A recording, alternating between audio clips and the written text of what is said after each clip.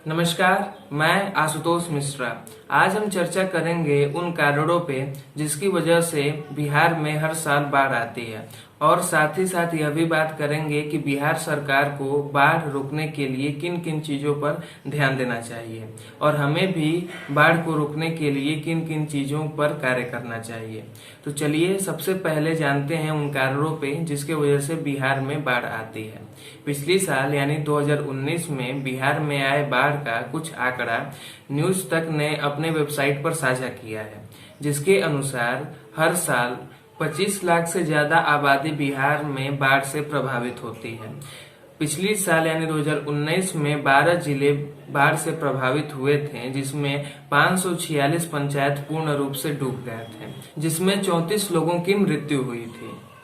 और बिहार में हर साल 68,800 वर्ग किलोमीटर का यह बड़ा क्षेत्रफल बिहार में आए बाढ़ के कारण पानी में डूब जाता है। तो बिहार में बाढ़ का सबसे पहला कारण है नेपाल द्वारा छोड़ा गया पानी। दरअसल जब भी उत्तर भारत में मानसून आता है तब नदी का जल स्तर बढ़ जाता है। साथ ही साथ जब नेपाल में नदी का जल स्तर एक निश्चित सीमा से ऊपर की ओर बढ़ता है तब नेपाल सरकार वहां की नदियों का पानी भारत में छोड़ देता है, जिसके कारण भारत में नदियां उफान पे आ जाती हैं और बाढ़ की स्थिति बन जाती है या बाढ़ आ जाती है। परंतु इस बार स्थिति कुछ अलग है, क्योंकि भारत और नेपाल के बीच हुए विवाद के कारण नेपाल गंडक बैराज डैम की मरम्मत पर रोक लगाती है।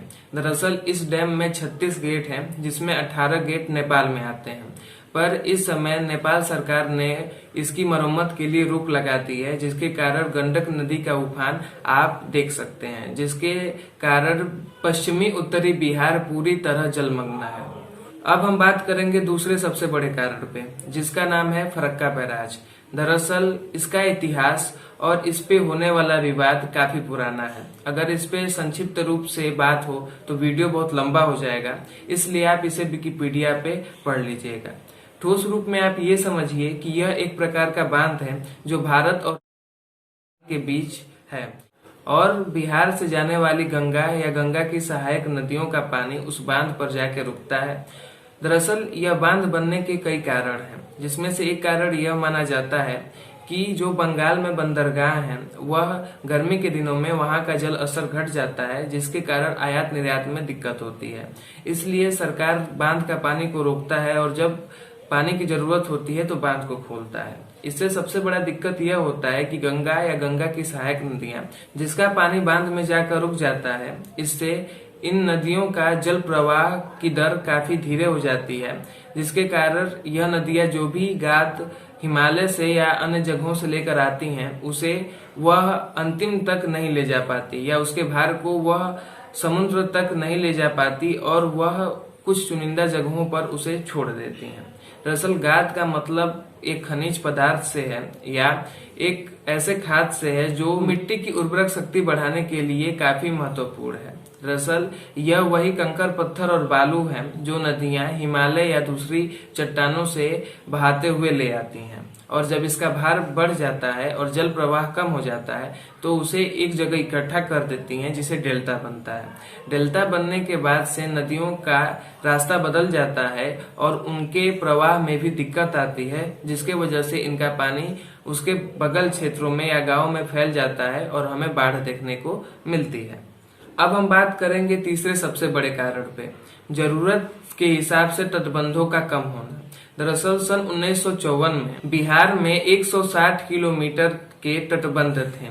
उस समय बिहार में केवल 25 लाख हेक्टेयर जमीन बाढ़ प्रभावित थी, परंतु इस समय 3700 किलोमीटर तटबंध है, परंतु बाढ़ प्रभावित क्षेत्र बढ़कर 68.9 लाख हेक्टेयर हो चुका है।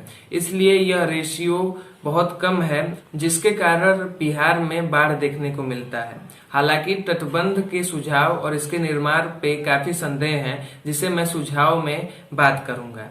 अब हम बात करेंगे चौथे सबसे बड़े कारण पे, पेड़ों की अंधाधुंध कटाई। दरअसल नदी के किनारे जितने भी पेड़ पौधे होते हैं या जो क्षेत्र होते हैं उसे जल ग्रहण क्षेत्र या कैंचमेंट क्षेत्र कहते हैं।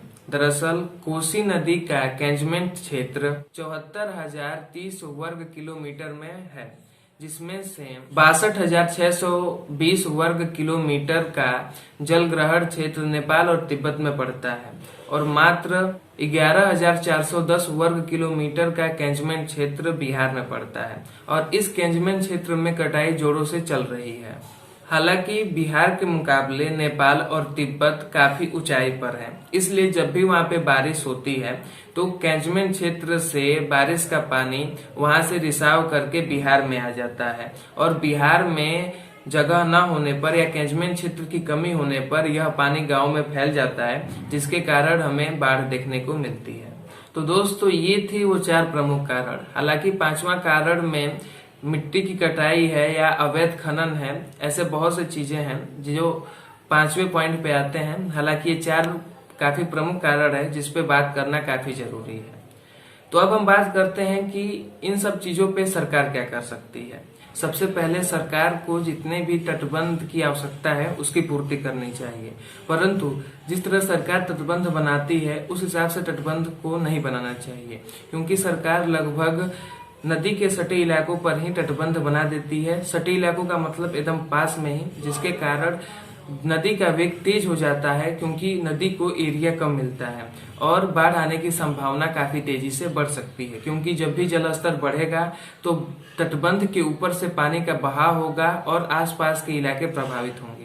सरकार को चाहिए कि वह नदी से कुछ एरिया छोड़कर दोनों तरफ एक निश्चित रेशियो का एरिया छोड़कर उस पे पेड़ पौधे लगाए या ऐसे पौधे लगाए जिसके कारण मिट्टी का कटाव कम किया जा सके और उसके बाद वह बांध लगाए।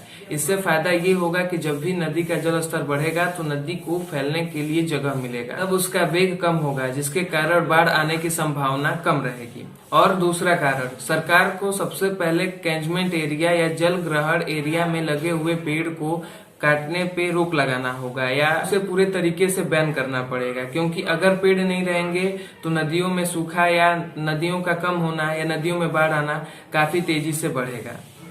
और सरकार को भी तटबंधों पे खासकर ध्यान देना चाहिए। सरकार का काम केवल तटबंध बनाना ही नहीं, उसकी रिपेयरिंग और उसकी मरम्मत भी काफी जरूरी है। और साथ ही साथ पानी की निकासी के लिए जो गांव में पुल बनते हैं उन पर भी ध्यान देना चाहिए। ऐसे बहुत से पुल हैं जो इस समय टूट चुके हैं या उनकी स्थिति इस समय खराब चल रही है, जिसके कारण गांव में पानी घुस जाता है या जिसकी निकासी नहीं हो पाती है, जिसके कारण काफी दिक्कतों का सामना ग्रामवासियों को करना पड़ता है। तो दोस्तों ये थे वो कारण जिससे बिहार में हर साल बाढ़ देखने को मिलती है और बिहार सरकार की बड़े स्तर पर आर्थिक पूंजी इस बाढ़ से चपेट में आए लोगों के बचाव और सब कार्यों पर खर्च हो जाती है। तो इससे बचने के लिए मेरे कुछ सुझाव भी हैं। आशा करता हूं कि यह वीडियो आपको पसंद आई हो। नमस्कार।